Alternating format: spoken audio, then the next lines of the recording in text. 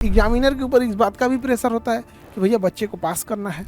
तो बच्चे को पास करने के लिए वो शुरू में नहीं चाहता है कि इसका नंबर काटे, लेकिन अगर यही वन लाइनर आप पहले लिख देंगे, छोटे आंसर पहले लिख देंगे, तो उसमें पूरा पूरा नंबर दे देगा। अब उसे लगेगा भैया ये तो पास हो गया। अब निबंध में आपको कहेगा अरे भैया इसको पूरा नंबर क्यों देंगे। अगर आप गाँव के बच्चे होंगे तो जानवर रखे ही होंगे, गाय भैंस होंगी, किसी के यहाँ बकरी होगी, कुछ ना कुछ होंगे।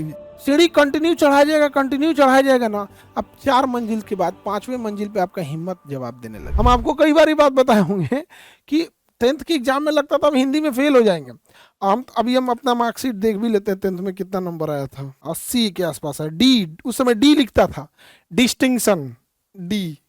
तो इतना नंबर कैसे आ गया डिस्टिंक्शन लिखने के लिए? मतलब उस समय हमको तो लगता था हिंदी में हम फेल होंगे। उसका क्या रीजन था? रीजन ये था कि हम लोगों ने स्ट्रेटजी के हिसाब से लिखा था। जैसे जो छोटे आंसर होते हैं उसमें कोई नंबर नहीं काट सकता। वन लाइनर आंसर हो गए, कोई श्लोक हो गया, कोई दोहा हो गया, उसमें नंबर नहीं कटते हैं।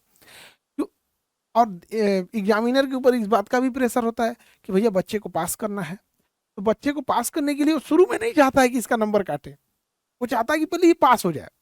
तो हमने क्या किया, जिसमें एग्जामिनर जो कॉपी चेक कर रहा है, इन्विजिलेटर या जो कॉपी चेक करने वाला है, वो जहां नंबर काट सकता था हमने पहले लिख दिया। जैसे वो निबंध में नंबर काटता है, पहले लिख दिया। जीवनी जो लंबा होता है उसमें नंबर काटता है, पहले लिख दिए। बड़े क्वेश्चन जो होते हैं उसको पहले लिख दिए। तो एग्जामिनर जब देखेगा तो उससे पहला ऐसा लगेगा कि भैया पहले इसको पास करना है बेचारे को। तो शुरुआत में नंबर उतना उतना नहीं काटेगा, तो थोड़ा ठीक ठाक दे देगा। लास्ट जब उस आधी कॉपी चेक कर लिया तो उसे लगा होगा कि भैया अब तो पास हो गया, अब इसका नंबर काटते हैं। अब नंबर काटने की बारी आई तो भैया बचा ही नहीं कुछ जिसमें आप नंबर काट सकते हो। तो वन लाइनर है, उसमें तो पूरा पूरा आपको नंबर देना पड़ेगा। लेकिन अगर यही वन लाइनर आप पहले लिख देंगे, छोटे आंसर पहले लिख देंगे, तो उसमें पूरा पूरा नंबर दे देगा। अब उसे लगेगा भैया ये तो पास हो गया। अब निबंध में आपको कहेगा अरे भैया इसको पूरा नंबर क्यों देंगे। तो छोटी छोटी स्ट्रेटजी है, उसी के हिसाब से काम करना है आपको। तो मैथ्स पे और साइंस वगैरह पे ज़्यादा ध्यान देना है।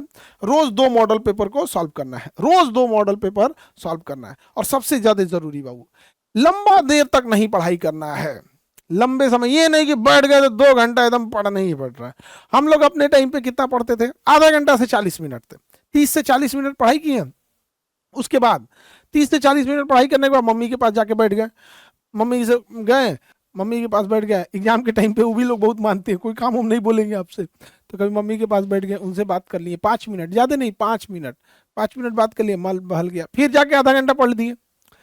फिर आए तो छोटे भाई या बड़े भाई, भैया भाई, दीदी बहन जो भी हैं, थोड़ा उनसे बात कर लिए। फिर अपना पढ़ाई पे लग गए। तो आधे आधे घंटे का, इससे क्या ना आपको पता भी नहीं चलेगा पढ़ाई कब कर रहे हैं कब नहीं कर रहे हैं। बीच में आधे घंटे का गैप हुआ, पढ़ाई किए, फिर 10 मिनट कुछ हुआ। अगर आप गांव के बच्चे होंगे तो जानवर रखे ही होंगे, गाय भैंस होंगी, किसी के यहाँ बकरी होगी, कुछ ना कुछ होंगे, तो अपना गाय भैंस रखे, थोड़ा उनके पास ऐसे टहल लिए 5 मिनट 10 मिनट। अब ये नहीं कि 5-10 मिनट मोबाइल घसकाने लगे हैं। मोबाइल से बच के रहना है, याद रखिएगा। तो ये बीच वाला समय को यूटिलाइज करना है। तो आधा आधा घंटा पढ़ते रहना है। देखिए ऐसे भी क्लास में भी जो गैप होता है, आप कभी गौर करके देखिए, आपकी 40 मिनट की क्लास होती है, उसके बीच में जब बेल बजती है तो टीचर आते हैं जाते हैं, 5 मिनट आप रिफ्रेश हो जाते हैं। वो 5 मिनट ही बहुत ज़्यादा काम कर देता है। कैसे, आप समझिएगा ध्यान से। अब वो 5 मिनट कितना ज़्यादा हेल्प कर देता है। जैसे आप कभी दौड़ रहे हैं, सीढ़ी चढ़ रहे हैं, सीढ़ी कंटिन्यू चढ़ाया जाएगा ना। अब 4 मंजिल के बाद 5वें मंजिल पे आपका हिम्मत जवाब देने लगेगा। लेकिन वही सीढ़ी आपको 1 मंजिल चढ़ाएं और ज़्यादा नहीं, 1 मिनट रेस्ट दे दें, रुकिए रेस्ट करें, फिर आप 1 मंजिल चढ़िए, फिर रेस्ट करिए। ऐसे आप 10 मंजिल चढ़ जाएंगे।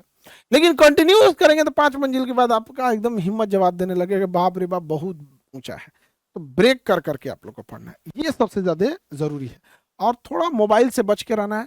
हर बच्चों का अपना अपना एक कोर सेक्टर होता है। कुछ चीज़ों को वो भूलते हैं, कुछ को नहीं भूलते हैं। जो चीज़ बार बार भूल रहे हैं उसका शॉर्ट नोट्स बना लीजिए, शॉर्ट नोट बना लीजिए छोटा छोटा। और जो चीज़ें आपको इंपॉर्टेंट लग रही हैं तो इंपॉर्टेंट एंड बार बार भूलने वाले का एक शॉर्ट नोट बनाएंगे, जिससे कि आपकी भाषा में लिखा हो। तो आप समझिए, शॉर्ट नोट का मतलब है 5 पेज की चीज़ को 1 पेज में हटा देना है, मेन मेन चीज़ों को रख देना है। जैसे कोई कहानी है, हिंदी का है या सोशल स्टडीज़ की कोई कहानी है, तो उस पूरी कहानी को पढ़ के बाद आप एक निचोड़ निकालेंगे और कुछ उसके बुलेट्स पॉइंट्स लिख देना है। तो ये शॉर्ट नोट बहुत हेल्प करते हैं। शॉर्ट नोट लंबा नहीं पढ़ना है, शॉर्ट पढ़ना है, स्मार्ट ढंग से पढ़ना है और रिवीजन के लिए ध्यान से रखना है यहाँ पे। तो रिवीजन आपका अपना अपना होना चाहिए। जितना बेहतर ढंग से शॉर्ट नोट बनाएंगे, वो शॉर्ट नोट कई बार क्या होता है, आप कभी सामने टहल रहे हैं, उसको देख लिए एक छोटा सा, ये सब चीजें जरूरी है आपको करने के लिए। सब्जेक्ट वाइज शॉर्ट नोट भी अलग अलग हो जाएंगे। जैसे मैथ्स है तो कुछ शॉर्ट नोट उसके, आप अक्सर किसी किसी चीज के फॉर्मूला भूल जाते होंगे, आप उसका शॉर्ट नोट बना लेंगे।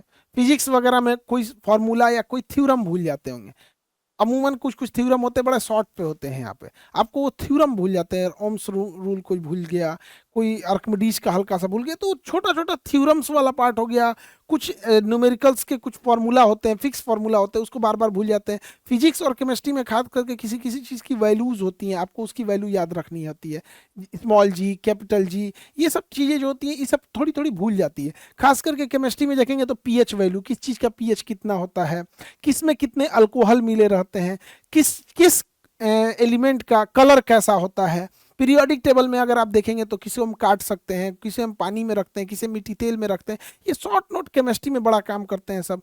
शराब की अलग अलग कैटेगरी में कितने परसेंट अल्कोहल हो जाते हैं, पीएच वैल्यू हो गया यहाँ पे, आपको रिएक्शंस वाला हो गया, अम्ल क्षार हो गया, कौन सा अम्ल मजबूत है, कौन सा अम्ल कमजोर है, पेट में कौन सा अम्ल पाया जाता है, सेब में कौन सा अम्ल, इमली में कौन सा अम्ल, सबका अलग एक खास करके बड़ा छोटा छोटा छोटा छोटा बुलेट पॉइंट्स हो जाते हैं, उसमें बना सकते हैं। जैसे पेट में बनने वाली पथरी कैल्शियम ऑक्जिलेट की होगी, अब पेट में कैल्शियम ऑक्जिलेट बनाए तो जिस जिस चीज़ में ऑक्जेलिक एसिड और कैल्शियम रहेगा वो हम खाएंगे तो और जाकर पेट में बन जाएगा।